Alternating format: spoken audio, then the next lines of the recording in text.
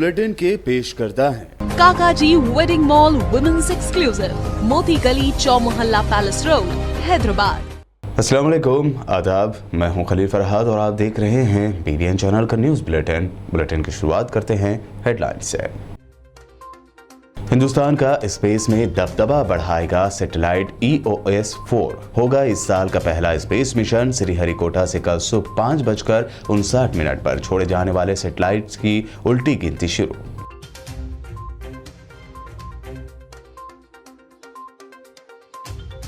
सदर जमहूरिया रामनाथ कोविंद का हैदराबाद दौरा। 11वीं सदी के फलसफी व समाजी जहदकार रामानुजाचार्य की 120 किलो वजनी सोने की मूर्ति की नकाब कुशाई अंजाम दी। तेलंगाना के CM KCR ने PM मोदी का बिजली इंतहाई कम कीमत पर तेलंगाना को सप्लाई करने का झूठ किया बेनकाब। मुल्क में बढ़ रही नफरत पर जाहिर की तशवीश। कहा, जितना जल्दी BJP को भगाएंगे उतना ही मुल्क के लिए होगा बेहतर। KTR ने ऊपर में 1.9 यानी 1.9 मिलियन रुपए के सरफे से तामीर होने वाले जेनपैक कंपनी के नए कैंपस का रखा संग बुनियाद। कहा, हैदराबाद के मशरक़ी हिस्से के IT सेक्टर में मुलाजमीन के निशानों को जल्द किया जाएगा पूरा। मजलिस इत्तेहादुल मुस्लिमीन के सदर बैरिस्टर असदुद्दीन ओवैसी ने जाहिर किया अज़्म। कहा, मैं जिंदा रहूं या ना रहूं, एक दिन एक बाहिजाब बच्ची इस मुल्क की वज़ीर आज़म जरूर बनेगी।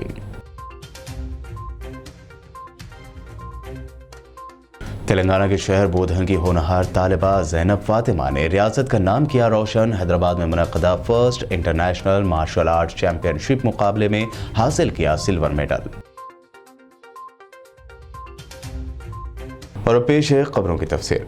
जमीन के मुशाहिदाती सैटेलाइट EOS 4 और दीगर 2 छोटे सैटेलाइट्स को आंध्र प्रदेश के श्रीहरिकोटा से छोड़े जाने के सिलसिले में 25 घंटे और 30 मिनट की उल्टी गिनती का आगाज हो गया है। ये सैटेलाइट कल सुबह छोड़े जाएंगे। इसरो ने कहा कि इन सैटेलाइट्स को छोड़े जाने के लिए मजाज बोर्ड की जानिब से मंजूरी के बाद ही इसकी उल्टी गिनती का आगाज किया गया। उल्टी गिनती का अमल तकरीबन 25 घंटे और 30 मिनट तक जारी रहेगा। नए साल में पहले और इसरो के नए सदर नशीन S सोमनाथ की क़यादत में इस पहले मिशन में 44.4 मीटर ऊंची 4 फेज वाली खलाई गाड़ी 1710 किलोग्राम EOS 04 और 2 सैटेलाइट्स को सुबह 5:59 पर पहले लॉन्च पैड के जरिए छोड़ा जाएगा। इसको छोड़े जाने के बाद ये खलाई गाड़ी से अलहदा हो जाएंगे। तकरीबन 100 सेकंड्स बाद 2 माविन मुसाफिर सैटेलाइट्स अलहदा हो जाएंगे और मदार में दाखिल हो जाएंगे। सदर जमहूरिया रामनाथ कोविंद ने आज हैदराबाद के नवाही इलाके मचंतल में वाक़े जीवाश्रम में 11वीं सदी के फलसफी व समाजी जहदकार रामानुजाचार्य की 120 किलो वजनी सोने की मूर्ति की नकाब कुशाई अंजाम दी। इस मौके पर सदर जमहूरिया के साथ उनकी अहलिया सविता कोविंद भी मौजूद थी। वहीं तेलंगाना के मिनिस्टर तलसानी श्रीनिवास यादव व दीगर जिम्मेदारान भी दिखाई दिए। बादशाह अपने खिताब में उन्होंने रामानुजाचार्य के बारे में अपने ख्यालात का इजहार किया तथा श्री 108 मंदिरों की प्राण प्रतिष्ठा से एक विशेष आध्यात्मिक ऊर्जा का सदैव संचार होता रहेगा। यह एक दैवी संयोग है कि इस क्षेत्र का नाम भी श्री रामनगर है। ये कहा जा सकता है कि ये स्थल भक्ति भूमि है, समता भूमि है, विशिष्टाद्वैत दर्शन की भूमि है तथा ये भारत की संस्कार भूमि है। इस क्षेत्र के स्थापित भारत के नवीनतम राज्य तेलंगाना में श्रेष्ठतम सांस्कृतिक उपलब्धियां देखी जा सकती। गोदावरी नदी के आशीर्वाद से सिंचित तेलंगाना की प्रत्येक यात्रा मेरे लिए विशेष महत्व रखती है। तेलंगाना के CM KCR ने आज प्रेस कॉन्फ्रेंस करते हुए PM मोदी का एक झूठ बेनकाब किया और साथ ही दावा किया कि ऐसे हजारों झूठों को वो बेनकाब करेंगे। उन्होंने PM मोदी की एक स्पीच शेयर की जिसमें मोदी तेलंगाना रियासत को इंतहाई कम कीमत में बिजली सप्लाई करने का दावा कर रहे हैं। ये वीडियो शेयर करने के बाद KCR ने कहा, मैं हाथ जोड़कर PM मोदी आपसे कह रहा हूँ कि क्या आपने कभी किसी रियासत को इतनी कम कीमत में बिजली सप्लाई की है। KCR केसीआर ने कहा कि बीजेपी की क़यादत पूरी की पूरी झूठ बोल रही है। साथ ही उन्होंने तेलंगाना बीजेपी सदर बंडी संजय का जिक्र करते हुए कहा कि अब उन्हें कौन समझाएगा। इसके अलावा केसीआर ने कहा कि मुल्क बेहद खराब हालात से गुजर रहा है, जिसकी जिम्मेदार मोदी हुकूमत है। कि भारत सरकार और हमारे पीयूष गोयल जी और उनके मंत्रालय ने 2 साल में ऐसी स्थिति पैदा की है कि जो राज्य बिजली के कमी के कारण परेशान थे, ऐसे राज्यों को भी बिजली सरप्लस स्टेट बना दिया गया है। अगर इरादा नेक हो, सामान्य मानवीय की आवश्यकताओं की पूर्ति करने का इरादा हो, तो समस्याओं के समाधान भी निकल आते हैं। और अभी पीयूष जी मुझे बता रहे थे कि पहले अगर तेलंगाना को बिजली खरीदनी होती थी तो 1 यूनिट का करीब 11 साढ़े 11 रुपया लगता था। 1 यूनिट का 11 साढ़े 11 रुपया। भाइयों बहनों, आज भारत सरकार ने जिस प्रकार से बिजली में रिफॉर्म किए, बिजली के उत्पादन को बढ़ाया, ट्रांसमिशन लाइन में खर्चा किया, सारा संतुलित कारोबार किया, उसका परिणाम यह है कि आज कुछ समय पहले जो बिजली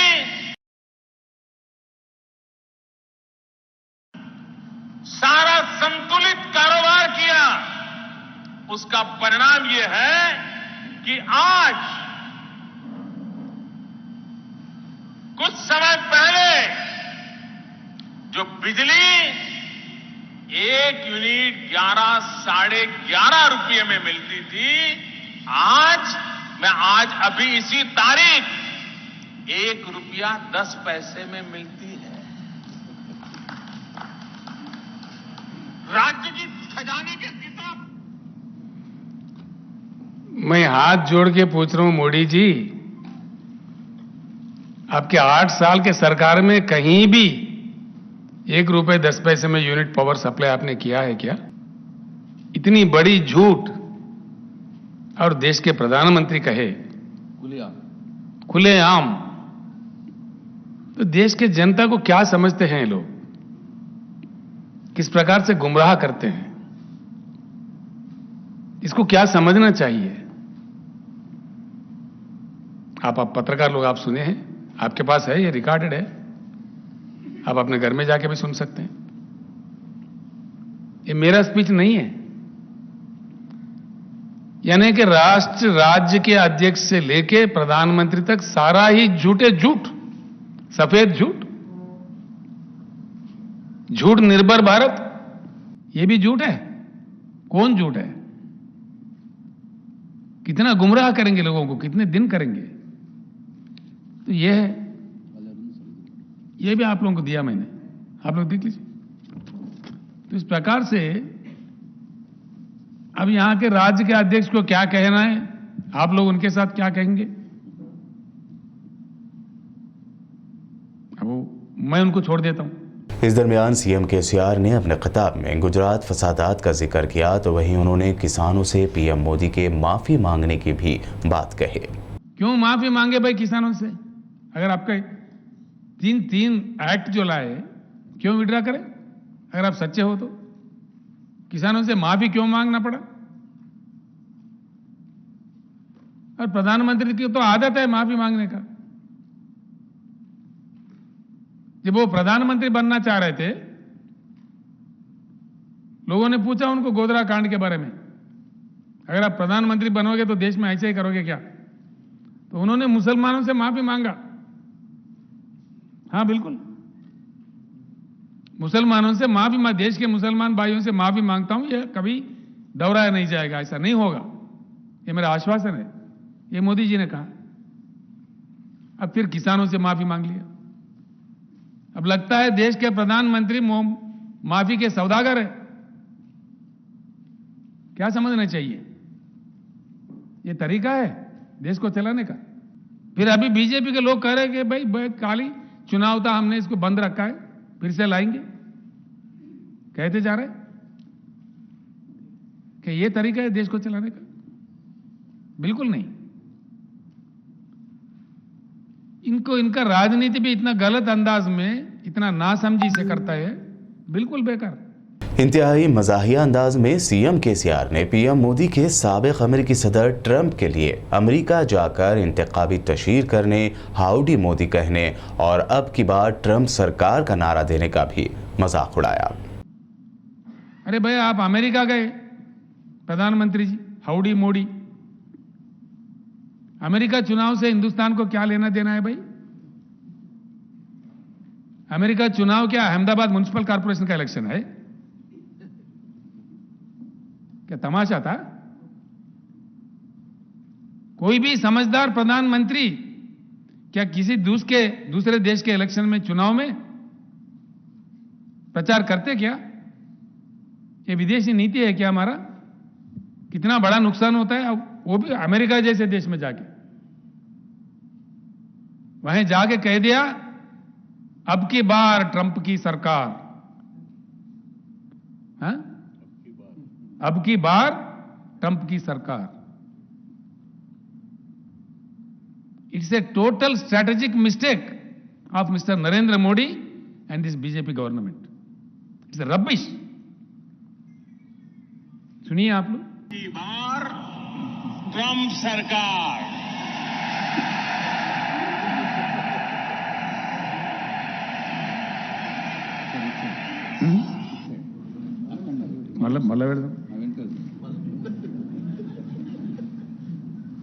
In India have connected well with President Trump.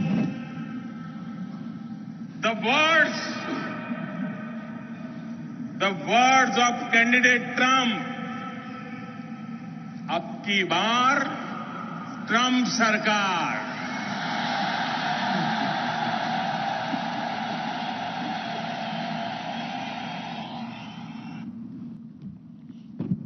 Is it not a strategic mistake of a prime minister of a country?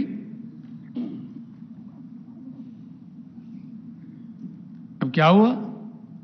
चुनाव हो गया, वहां सरकार पलटी खा गए। अब गए मोदी साहब अमेरिका में, हाल में बेहाल। व्हाइट हाउस में कोई पूछने वाला नहीं, एयरपोर्ट में कोई प्रॉपर रिसीविंग नहीं। क्या हुआ देश का इज्जत? ये तरीका है? अमेरिका देश का चुनाव क्या अहमदाबाद म्युनिसिपल कॉर्पोरेशन का चुनाव है? क्यों जाना पड़ा प्रधानमंत्री को? क्यों कहना पड़ा? क्या मजबूरी थी? ये है भाजपा का नीति, और इसके लिए हमको जय जयकार करना चाहिए। ऐसे हजारों चीजें हैं, हजारों, जो हम इस देश के सामने रखेंगे। हजारों, एक नहीं, दो नहीं। सबसे बड़ी बात, बड़ी दुख की बात, बहुत दुख की बात, जिस प्रकार का लैंग्वेज ये लोग इस्तेमाल करते हैं।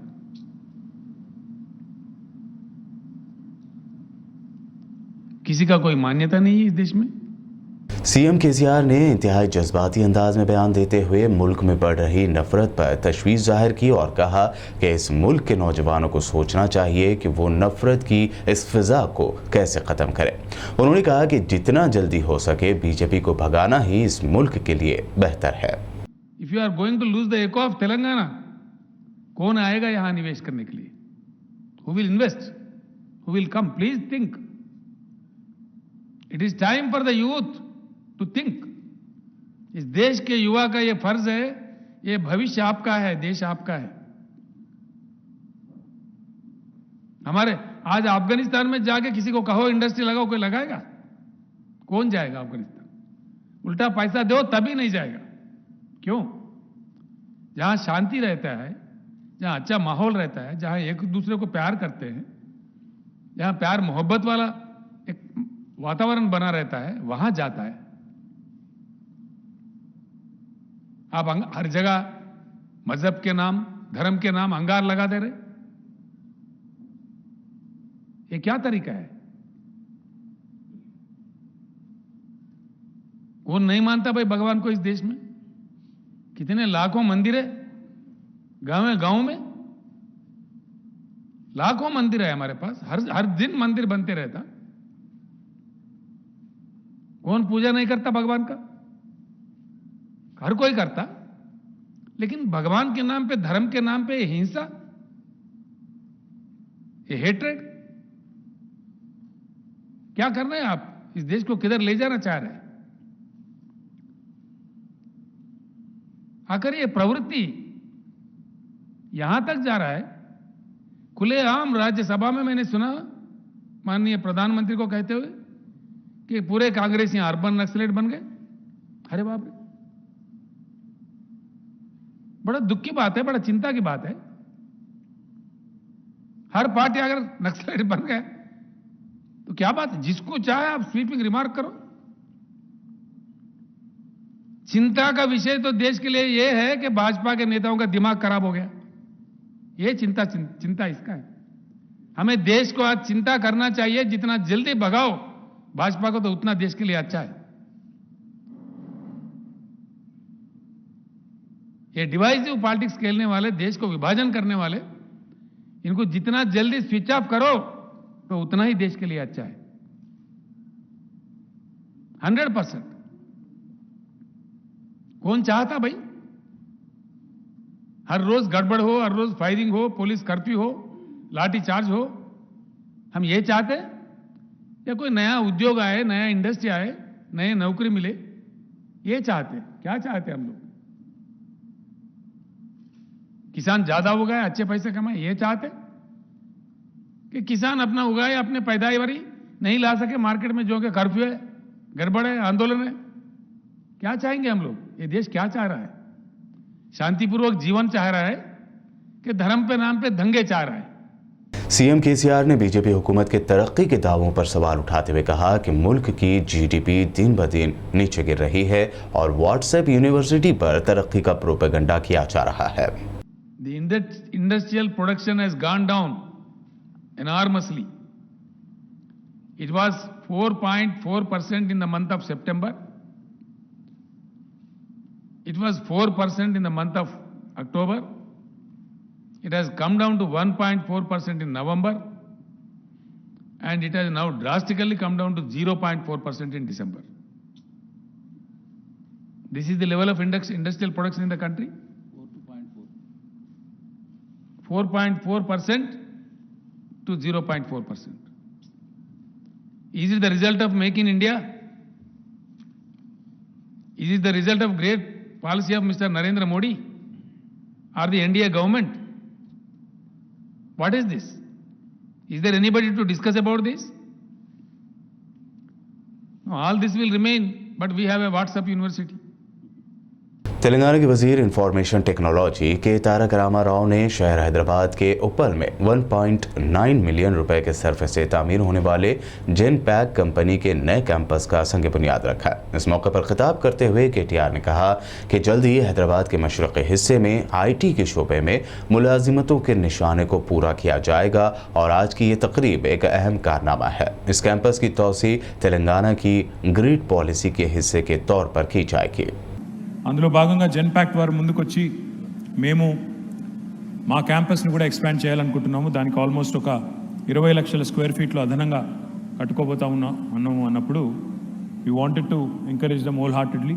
మా జయేష్ రంజన్ గారు, నరసింహారెడ్డి గారు, అమర్ గారు అందరూ కూడా వారికి కావాల్సిన అన్ని ఏర్పాట్లను వెంటనే చేసి ఈ తూర్పు హైదరాబాద్లో ఉప్పల్ ఈ ప్రాంతంలో 1,00,000 మంది ఐటీ ఉద్యోగులు ఇక్కడ ఉండే విధంగా, అంటే ఈరోజు ఈ క్యాంపస్ పూర్తయిన తర్వాత తప్పకుండా ఆ నెంబర్కి దగ్గరగా వస్తాం. 1 lakh employees in this part of Hyderabad is a significant achievement in itself. Bulletin में वक्त हुआ है एक शॉर्ट ब्रेक का। जल्द लौटेंगे और देखेंगे मज़ीद अहम खबरें।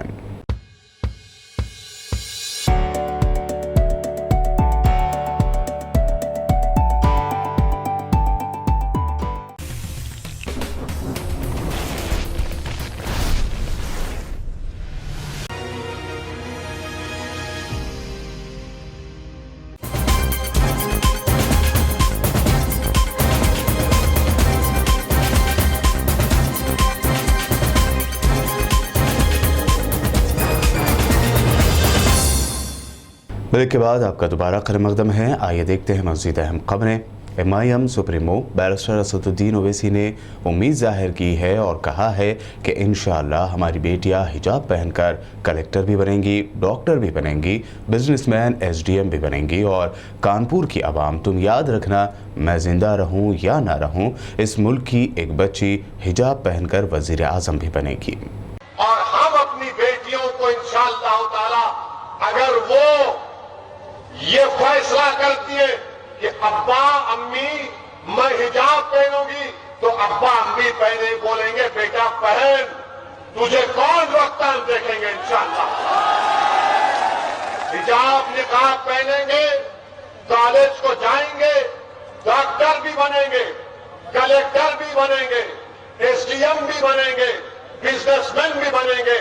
और एक दिन याद रखना तुम कांड की जनता, शायद मैं जिंदा नहीं रहूंगा, तुम देखना एक दिन इस देश की प्रधानमंत्री एक बच्ची हिजाब पहन के प्रधानमंत्री बनेगी। मुल्क भर में मर्दों के साथ कंधे से कंधा मिलाकर खवातीन का तरक्की की रफ्तार में साथ देने का सिलसिला जारी है। इसी कड़ी में तेलंगाना के शहर बोधन की होनहार तालिबा ज़ैनब फातिमा ने रियासत भर का नाम रोशन किया है। हैदराबाद में मुनक़दा first international martial arts championship मुकाबले में ज़ैनब फातिमा ने सिल्वर मेडल हासिल करते हुए नुमायां कामयाबी हासिल की। इस मौके पर तालिबा को सिल्वर मेडल व सर्टिफिकेट हवाले किया गया। बता दें कि तालिबा ज़ैनब फातिमा मास्टर सलाम के ज़ेर निगरानी अपनी प्रैक्टिस अल्लामा इकबाल उर्दू घर में अंजाम दिया करती थी। न सिर्फ शहर बोधन बल्कि रियासत तेलंगाना का नाम रोशन करने पर कई गोशों से कमसिन ज़ैनब फातिमा को मुबारकबाद और रोशन मुस्तकबिल के लिए नेक तमन्नाओं का इजहार किया जा रहा है। मुल्क ज़िले में शबीर कंप्यूटर इंस्टीट्यूट के मालिक शबीर का कोरोना के वक्त इंतकाल हुआ, जिनको एक लड़की और लड़का है। लड़की को MBBS में फ्री सीट हासिल हुई। मुकामी अफराद की जानिब से इन बच्चों में माली तौर पर इमदाद फराहम की गई जो नाकाफ़ी थी। ताहम कांग्रेस लीडर कुमारस्वामी ने अपनी जानिब से चंद अफराद से मदद करवाई। इस खबर को हैदराबाद के रहने वाले डॉक्टर रानी रेड्डी ने होनहारों से मुल्क पहुँच कर मुकामी रुकन असम्बली सीता अक्का की मौजूदगी में 50,000 रुपये की माली इमदाद फराहम की। ములుగుకు చెందినటువంటి షబ్బీర్ మన కలెక్టరేట్కి వెళ్ళేటువంటి దారిలో చిన్న ఇన్స్టిట్యూట్ పెట్టుకొని నడిపేవాడు. మరి కరోనాతోటి అకాల మరణం గత సంవత్సరం చెందడం జరిగింది. అందరికీ సుపరిచితుడు షబ్బీర్. ప్రతి ఒక్కరి నోళ్ళల్లో షబ్బీర్ బాయ్ అని ప్రతి ఒక్కరు ఆప్యాయంగా పిలుచుకునేటువంటి పేరు. ఆ కారణంగా ఈ కరోనా ఎంతోమంది కుటుంబ సభ్యులను మానసిక క్షోభకు గురి చేసింది. ఆ సోదరుడు చనిపోవడం జరిగింది. మేము కూడా ఈ సందర్భంగా వారికి నివాళులర్పిస్తూ, వారి కూతురు కొడుకు ఇద్దరు కూడా మరి MBBS కోసము కష్టపడ్డారు. ఇప్పుడు వచ్చినటువంటి ర్యాంకులో మరి షేక్ సానియా వాళ్ళ షబీర్ కూతురు సానియా గారు 547 స్టేట్ ర్యాంక్ తోటి మెడికల్ సీట్ సంపాదించడం జరిగింది. మెడికల్ సీట్ సంపాదించినందుకు అమ్మాయికి కంగ్రాచులేషన్ చెప్తూ, తండ్రి లేకున్నా మరి తోబుట్టు లాగా మరి మనలాంటి వాళ్ళందరితో పాటు ఈరోజు హైదరాబాద్కు చెందినటువంటి బాలరెడ్డి రాణి గారు ఈ విషయాన్ని వారి దృష్టికి తీసుకెళ్ళినప్పుడు డాక్టర్ రాణి గారు కూడా తను కూడా ఒక డాక్టర్గా ఉండి మరి మరొక డాక్టర్ ఈ సమాజానికి రావాలని, పేదరికంతో చదువుకు దూరం కాకూడదనేటువంటి ఒక సదుద్దేశంతో వారి కుటుంబము మరి కష్టపడి సంపాదించిన దాంట్లో ఇలాంటి వాటికి ఎన్నో సేవా కార్యక్రమాలు చేస్తున్నారు. దానిలో భాగంగా ఈరోజు సానియాకు ఒక 50,000 రూపాయలను మరి కాలేజ్ ఫీజు కోసము ఇవ్వడం జరుగుతుంది. ముఖ్యంగా మరి రాణి బాలరెడ్డి దంపతులకు ప్రత్యేక ధన్యవాదాలు, నమస్కారాలు. ఇలాంటి పెద్ద మనసు చేసుకొని, ఎందుకంటే ఒక దిక్కు తండ్రి లేడు, ఒక దిక్కు పేదరికము, ముఖ్యంగా ముస్లిం కమ్యూనిటీస్లో బయటికి వెళ్ళి ఆడవాళ్ళు। साबिक़ रियासती वज़ीर व रुकन असम्बली आदिलाबाद जो गुरमना ने अफसोस का इजहार करते हुए कहा कि BJP MP स्वयं बापूराव CCI सीमेंट के अहया के लिए CCI साधना कमेटी के तहत चलाई जा रही मुहिम का जिक्र कम अज़ कम पार्लियामेंट में मरकज़ी हुकूमत के सामने रखते, लेकिन उन्होंने पार्लियामेंट में CCI के मसले का जिक्र तक नहीं किया, जिससे तकरीबन 5,000 नौजवानों को रोज़गार मिल सकता है। हालांकि स्वयं बापूराव ने साधना कमेटी से पार्लियामेंट में बात रखने का तयक़ुन भी दिया था। जोगर अमला ने बीजेपी लीडरों के रवैये पर बरहमी का इजहार करते हुए कहा कि मुकामी बीजेपी कायदीन ओछी सियासत करते हुए आवाम को गुमराह करने के लिए गैर ज़रूरी रियासती हुकूमत पर इल्ज़ामात लगा रहे हैं, जिसका हकीकत से कोई ताल्लुक़ नहीं है। ఎంత విషయం దక్కిండు. ఇది తెలంగాణ ప్రజలకు ఆత్మగౌరవ సమస్య కాదా? ఈ ఆత్మగౌరవ సమస్యకు మీ నరేంద్ర మోడీ గారు క్షమాపణ చెప్పదా? చెప్పిపించే దమ్ము ఉందా మీకు? ఈ సిమెంట్ ఫ్యాక్టరీ తెప్పించే దమ్ము లేదు. పెద్ద పెద్ద మాటలు మాట్లాడుతున్నారు ఇక్కడ బీజేపీ నాయకులు. ఒకరు పోయి కేఆర్కే కాలనీ పోయి సెల్ఫీ తీస్తారు, ఇంకోటి రేణుకా సిమెంట్ ఫ్యాక్టరీ గురించి మాట్లాడతారు. సిగ్గుండాలా? ఇక తెలంగాణ ప్రజల యొక్క ఆత్మగౌరవ సమస్య తెలంగాణ రాష్ట్రం. आसाम के वज़ीर आला हेमंत बिस्वा शर्मा की जानिब से राहुल गांधी के बारे में तौहीन आमेज़ रिमार्क्स के खिलाफ मुल्क भर में कांग्रेस प्रोटेस्ट कर रही है। इसी कड़ी में आज इतवार को आदिलाबाद में यूथ कांग्रेस की तरफ से जिला हेडक्वार्टर में बस स्टैंड के सामने आसाम के वज़ीर आला की फ्लैक्सी को नजरातिश कर दिया गया। धरने में यूथ कांग्रेस के जिला सदर चरण गौड़, असम्बली सदर अरफात अहमद खान, नायब सदर Nahid, youth Congress assembly general secretary Rupesh Reddy और डिप्टी सरपंच मालिया ने शिरकत की और आसाम के वज़ीर आला पर अपने गम व गुस्से का इजहार किया। इस मौके पर यूथ कांग्रेस के जिला सदर चरण गौड़ा ने हेमंत बिस्वा शर्मा को माफ़ी मांगने का मुतालबा किया। इस दौरान पुलिस की जानिब से यूथ कांग्रेस कायदीन को गिरफ्तार और कुछ देर बाद रिहा भी कर दिया गया। శర్మని వెంటనే సీఎం పదవి నుంచి తక్షణమే తొలగించాలి, పార్టీ నుంచి సస్పెండ్ చేయాలి. లేని పక్షంలో లేకపోతే మా సంస్కారం ఇదే, మా నాయకులు మేము అందరం కూడా ఇలానే కుటుంబాలపైన ఆడవాళ్ళపైన మేము నిందిస్తామనేసి మీ ఆలోచన ఉంటే మరి ఈ ప్రజలే మిమ్మల్ని ఈ దేశాన్ని నుంచి ఎల్లగొట్టే రోజు దగ్గరలో ఉన్నాయని మేము హెచ్చరిస్తున్నాం. यूथ कांग्रेस जिंदाबाद, यूथ कांग्रेस जिंदाबाद। जमात इस्लामी हिंद तेलंगाना और उड़ीसा के रियासती सदर हामिद मोहम्मद खान के हाथों आज जिला विकाराबाद के मोमिनपेट में अल खैर स्किल डेवलपमेंट सेंटर का इफ्तिताह अमल में लाया गया। इस मौके पर हामिद मोहम्मद खान ने खिताब करते हुए कहा कि खिदमत खल्क के कामों के लिए ही इस सेंटर का क़याम अमल में लाया गया है। इस मौके पर सेंटर के कायम करने पर तमाम जिम्मेदार हजरात को उन्होंने मुबारकबाद दी। यहीं पर नागरिक विकास केंद्र कायम हो, लोगों के डॉक्यूमेंटेशन को और डॉक्यूमेंटेशन के लिहाज से वो एम्पावर हों। हर गरीब आदमी के पास कम से कम 5-6 सही डॉक्यूमेंट्स मौजूद रहे। ये सब काम इसके ज़रिए से करने के लिए ये सेंटर कायम किया गया। नौजवान बच्चे यहाँ पर आए, तुलबा यहाँ पर आए, स्टूडेंट्स यहाँ पर आए, नौजवान यहाँ पर आए, ख़वातीन यहाँ पर आएँ और अपने कामों को अंजाम दें। वो सेहत के साथ कुरान मजीद सीखें और वो सेहत के साथ कुरान पढ़ें। ये सब काम इसके ज़रिए से करना मकसूद है। इसके लिए मैं मुबारकबाद देता हूँ। इसके मकासद की तकमील के लिए हम सब लोगों को कोशिश करना चाहिए। ज़हीराबाद बल्दिया की जारूब कश गाड़ी यानी रोड स्वेपिंग व्हीकल 2 साल से नाकारा पड़ी हुई है। बल्दी अहदेदारों की लापरवाही से तकरीबन 45 लाख की रोड स्वेपिंग मशीन कबाड़ खाने का हिस्सा बनी पड़ी है, जो अवामी इमलाक के तय हुकाम की लापरवाही को ज़ाहिर करती है। अलावाजी शहर से कचरा उठाने के लिए हुकूमत तेलंगाना ने ज़हीराबाद म्यूनसिपल को तकरीबन 50 गाड़ियाँ फराहम की थी। ताहम आधी से ज़ायद नई गाड़ियाँ बल्दिया के दफ्तर में खड़े खड़े ही बोसीदा हो रही हैं। शहरियान ज़हीराबाद ने बल्दिया पर यह भी इल्ज़ाम लगाया कि बल्दी मुलाजमीन ख्वाह वो जारोकश हों या कचरा बरदार हर घर से 50 या 100 रुपये वसूल करते हैं, जबकि वो इसके मजाज नहीं है। फिर भी शहर की सफाई में इस तरह की लापरवाही का मुजाहरा मानक़ज़ है। बल्दिया ज़हीराबाद ने शहर के मुख्तलिफ मकामात पर छोटे छोटे कचरादान नस्ब किए हैं, लेकिन उसकी बर वक्त सफाई पर भी तवज्जो नहीं दी जा रही है। बाद सियासी कायदीन का ये भी ख्याल है कि बल्दिया ज़हीराबाद में अवामी नुमाइंदे न होने से सरकारी मुलाजमीन मनमानी कर रहे हैं। अरबाब मिजाज को फौरी हरकत में आते हुए इस जानिब तवज्जो देने की ज़रूरत है। వేల కోట్ల రూపాయలు పెట్టి మరి ఈరోజు జైరాబాద్ మున్సిపాల్కు వాహనాల్ని తీసుకొస్తే మరి ఈరోజు వాటిని ఎక్కడ వేసిన గొంగడి అక్కడనే అన్న విధంగా ఈరోజు జైరాబాద్ మున్సిపాలిటీలో వాహనాలు మూలకు పడ్డాయని చెప్పేసి ఈరోజు చెప్పడం జరుగుతూ ఉంది. అందుకే ఈరోజు మేము చెప్పడం అధికారులకు ఒకటే, ఈ మూలకున్న వాహనాల్ని మరి వాటిని అధీనంలోకి తీసుకొని జైరాబాద్లో ఉన్న చెత్తను తొలగించటకు అభివృద్ధి చెందే విధంగా మరి అధికారులు తోడ్పాటు నీయాలని చెప్పేసి ఈరోజు చెప్తూ మరి ఈ యొక్క వాహనాల్ని ఆధీనంలోకి తీసుకొచ్చి మరి నడిపించాలని చెప్తూ సెలవు తీసుకుంటాం. आदिलाबाद जिला एसपी डी उदय कुमार रेड्डी ने कहा है कि पुलिस जिला भर में गैर कानूनी सरगर्मियों में मुलव्विस अफराद की निशानदेही करते हुए सख्त कार्रवाई के इक़दाम कर रही है। बिलखुसूस ममनुआ गुटखा और कुमारबाजी के खात्मे के लिए पुलिस की मुख्तलिफ टीमें, intelligence, special branch, task force के अलावा अर्बन व रूरल पुलिस को मुतहरिक कर दिया गया है। एसपी ने मीडिया से बात करते हुए बताया कि मुसद्दक़ा इत्तला की बुनियाद पर शहर मुस्तक़िर के दसनापुर सनती इलाके में एक गोदाम का मुआयना किया। वहाँ रियासती हुकूमत की तरफ से 40,30,000 का ममनुआ गुटखा स्टॉक किया गया था, जबकि मार्केट में जब्त शुदा माल की कीमत 1 करोड़ रुपए है। ममनुआ गुटखे को मवाला पुलिस स्टेशन मुंतकिल कर दिया गया और 3 मुलज़मीन के खिलाफ मुकदमा दर्ज किया गया है। ఎట్టి పరిస్థితుల్లో మన దగ్గర దొరకదు అనే దాని మీద మేము అందరం పనిచేస్తున్నాము. ఇంత పెద్ద మొత్తంలో పట్టుకోవడం చాలా గొప్ప విషయం. ఇది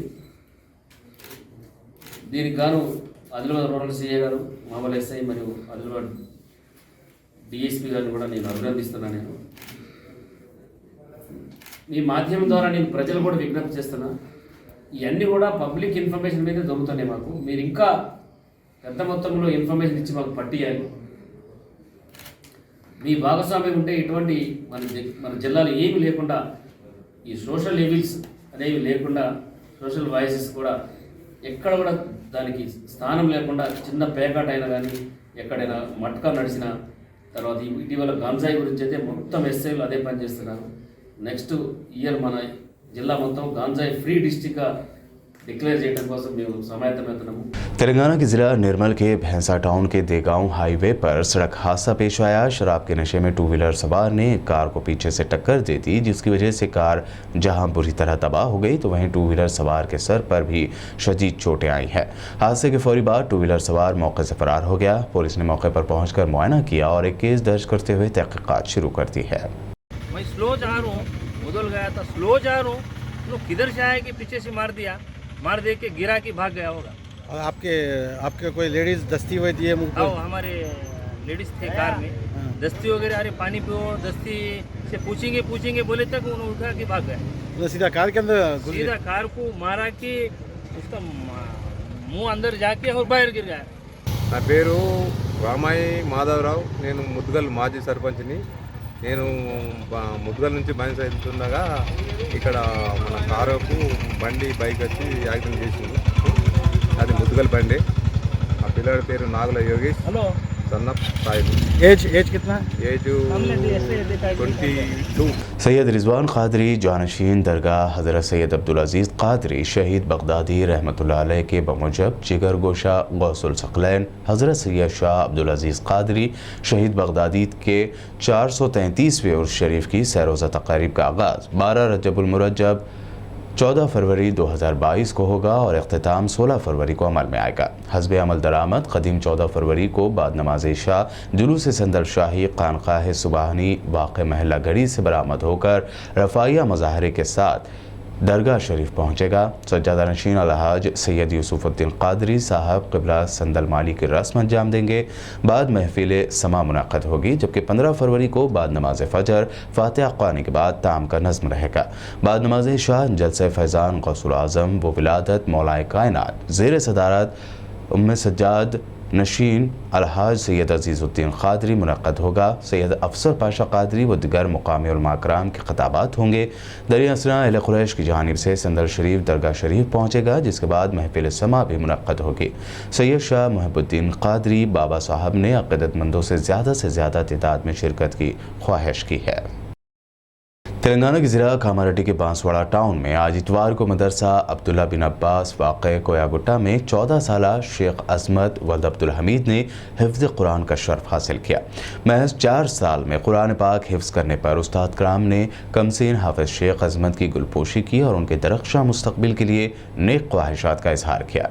इस मौके पर मुफ्ती उमर बिन ईसा, मौलाना मेराज, आमिर, नवीद, शकील और दीगर मौजूद थे। अब्दुल्ला बिन अब्बास अब्दुल्ला कॉलोनी कोयागुट्टा बांसवाड़े में एक तालिबे इल्म जिनका नाम है शेख अज़मत वल्द शेख अब्दुल हमीद साहब साकिन बांसवाड़ा, ये अल्हम्दुलिल्लाह एक बैठक में मुकम्मल कुरान अज़ीमुश्शान सुनाने की सआदत हासिल कर रहे हैं।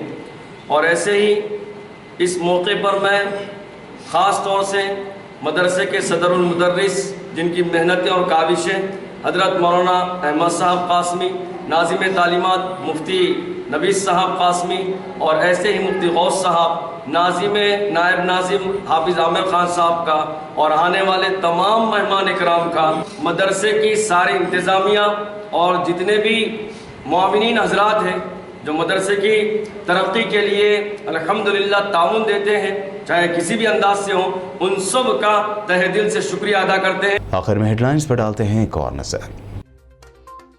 हिंदुस्तान का स्पेस में दबदबा बढ़ाएगा सैटेलाइट EOS 4 होगा इस साल का पहला स्पेस मिशन। श्रीहरिकोटा से कल सुबह 5:59 पर छोड़े जाने वाले सैटेलाइट्स की उल्टी गिनती शुरू।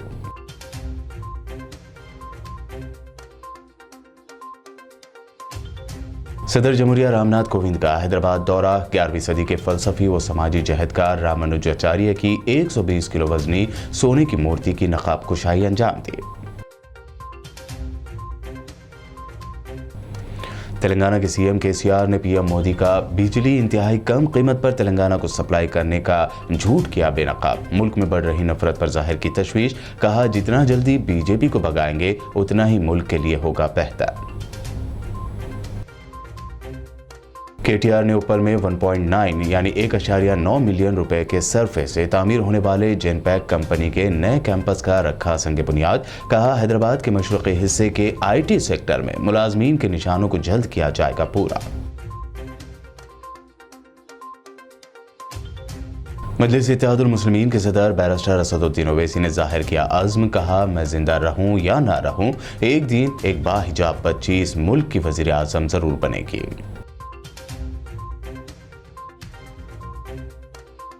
तेलंगाना के शहर बोधन की होनहार तालिबा ज़ैनब फातिमा ने रियासत का नाम किया रोशन। हैदराबाद में मुनक़दा first international martial art championship मुकाबले में हासिल किया सिल्वर मेडल।